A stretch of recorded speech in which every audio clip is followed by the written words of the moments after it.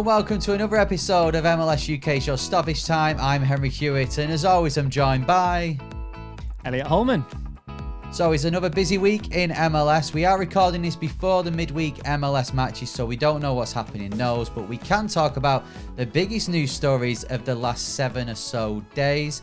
So let's get cracking then, and let's start with Colorado Rapids. On the last episode of Stoppage Time, we spoke about how they fired Robin Fraser from his role as head coach, but the fans have come out, released their own statement, basically saying that the club is a mess.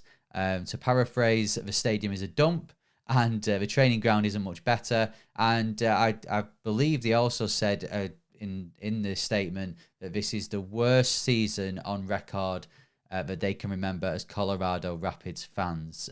Quite the damning statement, Elliot. I mean, going off what we've seen on the pitch and kind of because obviously in the UK we only get to see certain parts of what goes on at each individual MLS club. You can't really argue with what they've had to say, can you? No, and I think this is something that we've touched on a few times in the past. It's not just about being a fashionable club. It's way more than that. But you're right.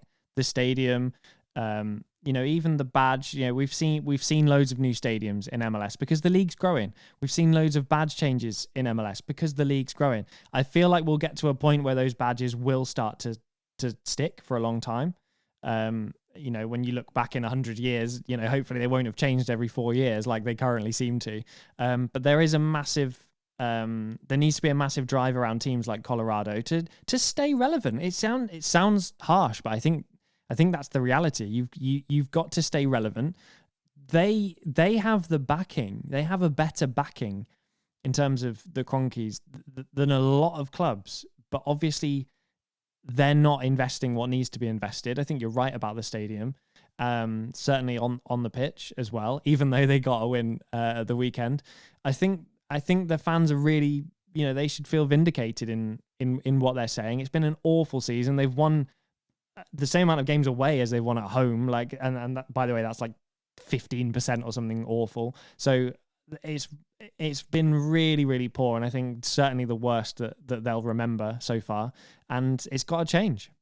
Yeah, well, the irony is that we did get a win at the weekend against a club that we're going to talk about a little later on in the show, a club that's also having their own problems in New England Revolution. But yeah, you can understand the fans' frustrations, with the Cronkies. As you said, they have one of the wealthier owner groups in MLS, yet you look at Colorado at the moment and big rock bottom, joint bottom with Toronto. They ain't getting in the playoffs. We discussed that last time. And you can't see a turning point for them.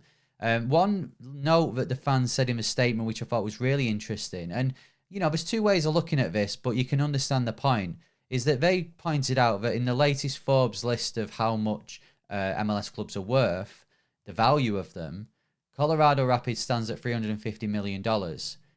A new franchise now has to pay $500 million to get into the league. So technically, they are worth less than a brand new franchise that has never played a game before.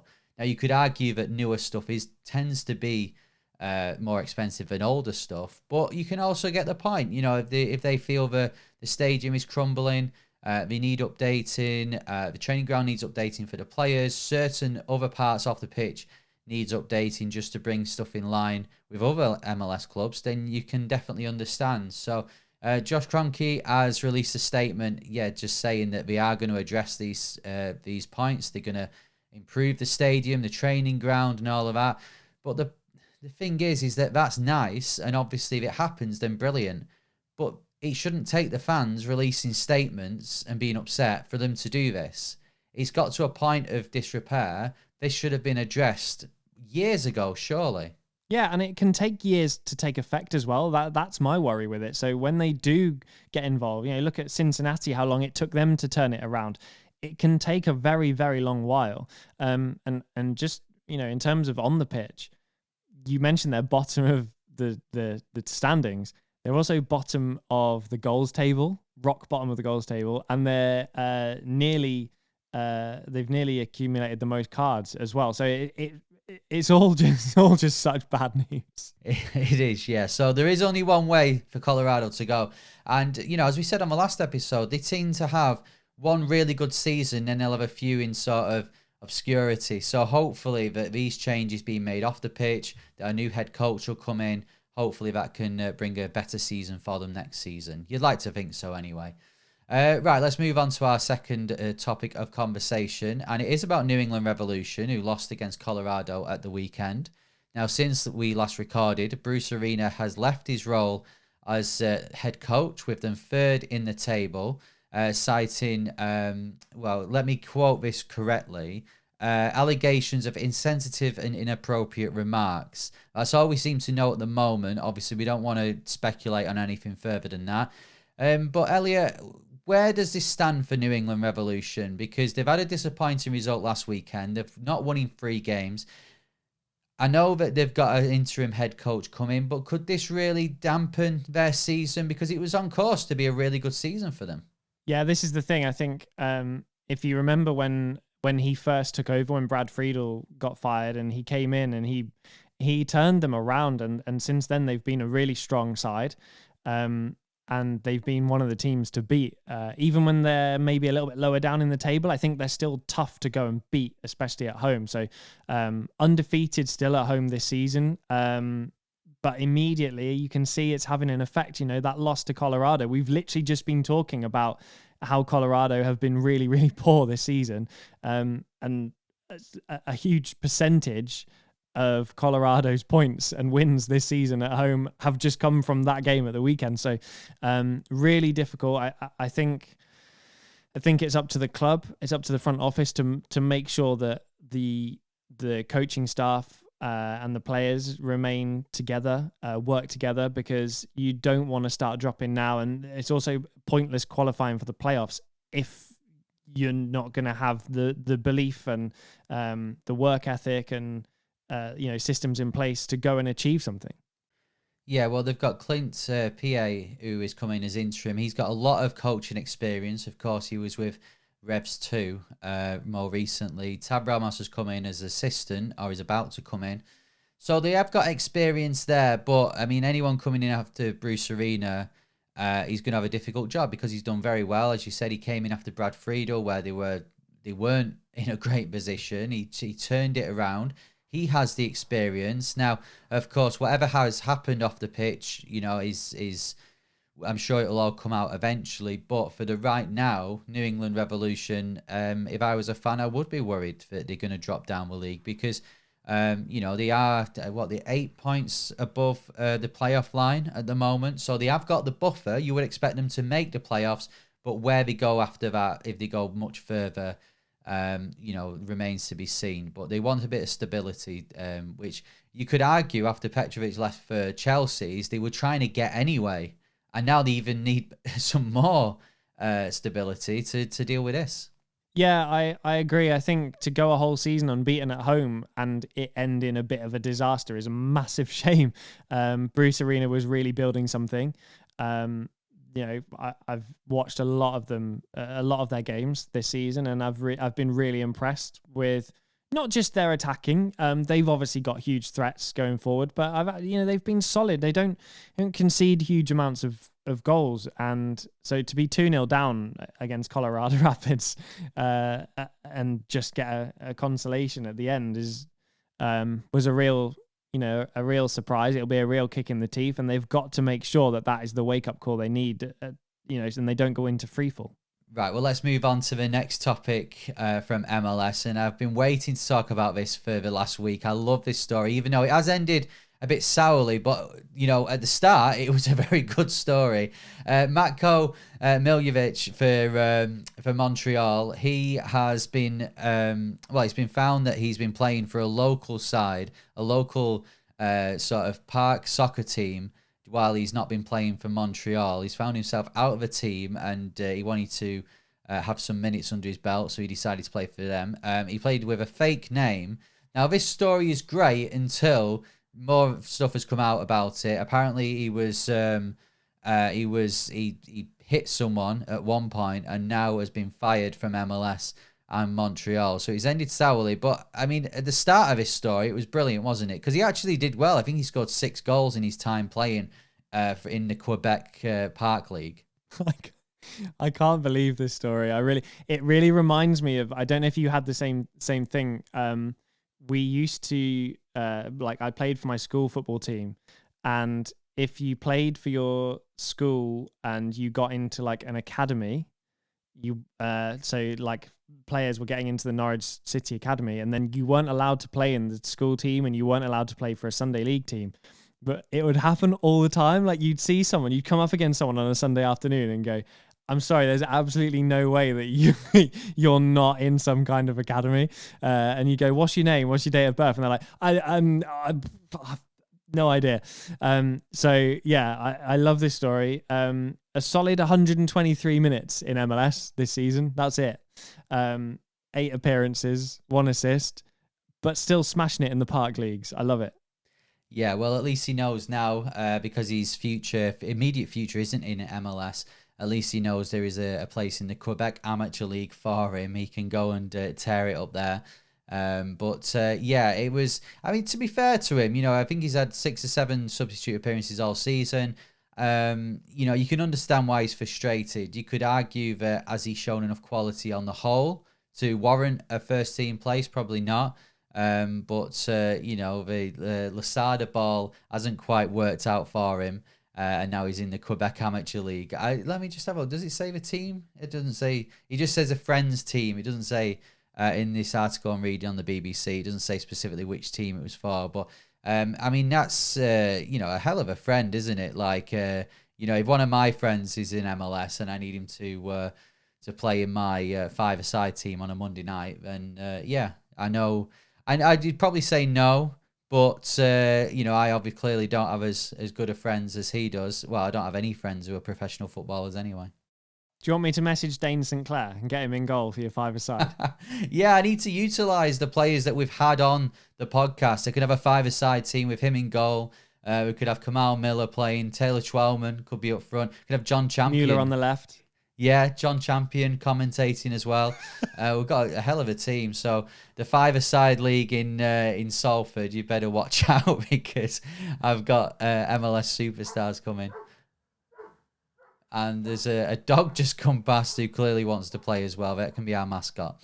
Right, let's quickly move on to one of the final topics we're going to talk about on MLS UK Show Stoppage Time this week.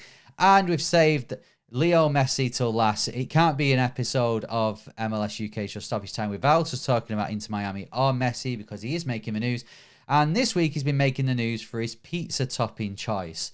Have you seen this? This looks like to me the worst pizza I have ever seen in my life. So Henry messaged me the topics that he wanted to talk about on the podcast, and I saw Messi and I thought, oh yeah, obviously Miami, he didn't travel.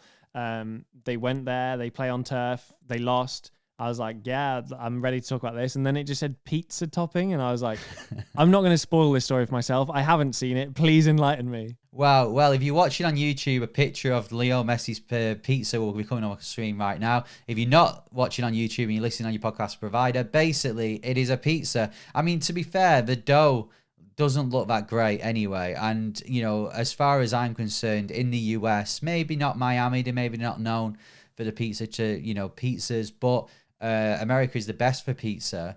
I remember talking to Alexis from the Cooligans when he was over here in Manchester, and he was saying that pizza in the US compared to the UK, there is no competition. Well, I'm sorry, Alexis, based on this one, I fancy our chances with some of our pizzas. So Leo Messi, there weren't much cheese on it, I'll be honest. But other than that, there was tomatoes, olives, and onions. My feeling on onions, so that's got a definite no for me. But what do you make of that pizza? Would you be ordering that? No. Do you know what pizza I'm ordering at the minute? And I actually had one while I was watching Atlanta Miami the other night. Is the Domino's cheeseburger pizza. It sounds bad. Everyone I've made try it so far has gone, do you know what? I can see that is actually class. It tastes so good. The sauce is amazing. Well, what's on? So I presume cheese and beef is on it?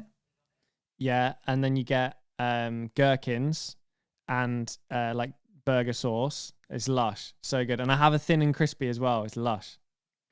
Okay, well, I might try that, Elliot. I might do.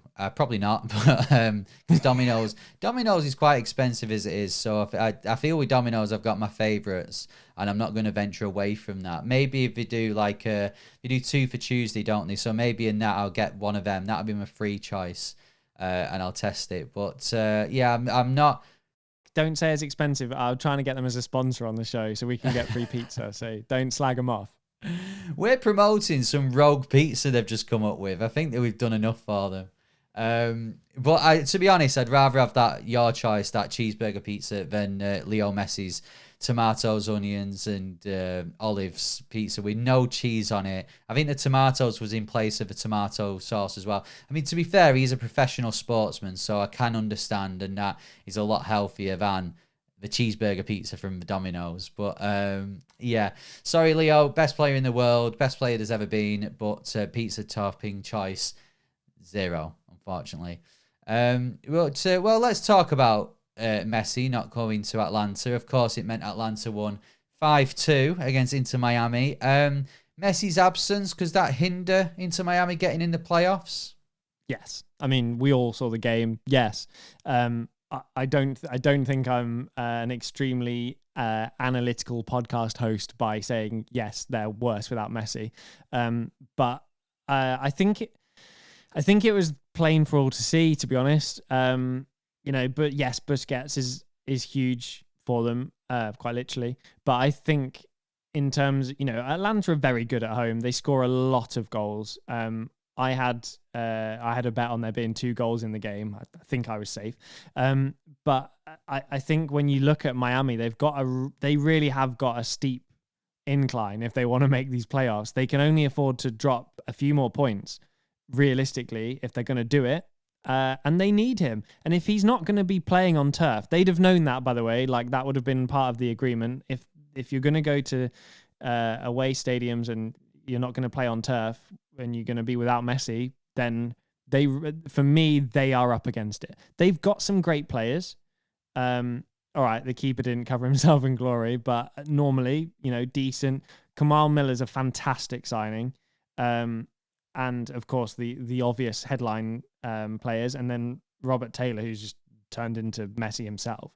They've got a fantastic team, but unfortunately, without Messi, they are going to struggle because they've given themselves too much to do. Yeah, I do.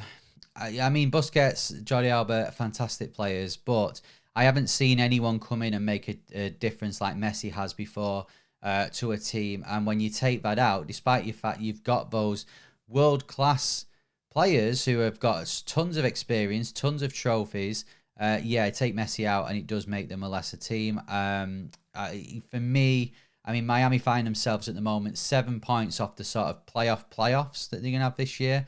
And also with just 7 games to go, it's going to be tough to turn that around. But they have got the US Open Cup coming up next week as we speak. So, if he can be back for that, I'm sure if Miami can end the season with the Leagues Cup and the US Open Cup, I'm sure they'll be pleased with that, even if it means not getting into the playoffs, and they'll push on to next year. But I do feel sorry for the Atlanta fans, the full stadium, and they didn't get to see Leo Messi, but we did get to see the return of Josef Martinez, which was nice as well. And he didn't score against us, so that's a bonus. I was waiting for the standard Martinez celebration, just standing there looking up at the crowd. Like, it would have been too much. Atlanta literally made him. It would have been too much. But Atlanta, I was pleased for them, to be fair. The landscape's changed for me with Atlanta. I was really willing them on to beat Miami. Fantastic game to watch, really entertaining. And the early kickoffs. Come on, MLS. That was so good. We had 2 games with the New York Derby. All right, it was horrific. Let's not even go there. In so many ways, it was awful. But 2 early kickoffs and then a late LA Derby as well. That's what we want. That's exactly what we need next season. Yeah, and if we can have more matches that have the quality of the LA Derby and the goals and excitement rather than the Hudson River Derby, we'll take that as well. Speaking of El Trafico, Billy Sharp scored. We've not really touched on Billy Sharp too much on the MLS UK show, but he's come in. He's scored 3 in 5 games. He's now got a chant in the tune of Baby Shark. It's going well for him, isn't it? Billy Sharp. Yeah, do you know what? Fantastic signing. Didn't cost a load of money. Isn't costing a huge amount of wages. Player was available. That's a really smart signing. It's really underrated, actually. I think they don't have huge amount of ceiling room with budget, and I think getting someone like Billy Sharp in was really, really clever. One of the best moves of the season for me. Yep, and there's somebody who has been to Sheffield. I've never been to LA, but I've been to Sheffield, spent a bit of time there. It was a smart move from him as well to change from. There's a lot of delights in Sheffield, but there's more in LA, and it's better weather as well. So we're looking forward to seeing how Billy Sharp continues to do. With Chicharito sort of in and out of the team and his injury record as well. It's nice to see that Billy Sharp has come and he can be their focal point up front and get them goals, which he has been doing. And it was nice to see him go up, even though we lost in the end, scoring against LAFC and going up to the crowd. That was typical Billy Sharp. We've seen him do that to plenty of stadiums in the Championship over the years. Yeah, I don't want to throw too much shade at Sheffield, but on my life, I have actually spent more time in LA than I have in Sheffield, and I think that speaks volumes. It's only an hour away. I know. Yeah, it's an hour away from me here in Manchester. My wife is from Yorkshire, not too far from Sheffield, so I am trying to be polite. But yeah, I'd rather live in LA than Sheffield. Right, and on that note, and before any of our Sheffield listeners and viewers turn off again, that's it for this week's episode of the MLS UK show Stoppage Time. Don't forget, if you've enjoyed the episode and you're listening on your podcast provider, please leave us a rating. But Elliot, there's one rule and one rule only. It's Billy Sharp, LA Galaxy style, 5 stars only. If you're watching on YouTube, please like the video, click the notification bell as well, and subscribe. And whenever we drop a video, whether it be a short or whether it be a full episode, then you will find out. You'll get a notification. And now, at this point, I need to say as well that you may have noticed, and a friend of mine, John, who I saw at the weekend, he's been living in Vietnam, and he actually told me a lot about MLS UK show. So he's clearly been watching. So hi, John. But he pointed out, he said, you've done a lot of your shorter episodes on Zoom more than the longer episodes recently, which is true. So well observed. And I'm sure he's not the only one. But it's probably best to say at this point that with Elliot's wife Bryony just given birth, and with my wife Poppy about to give birth, it looks like it could well be these Zoom shorter episodes for the rest of the season. We may get our season review though in your studio, though. We'll have to wait and see, won't we?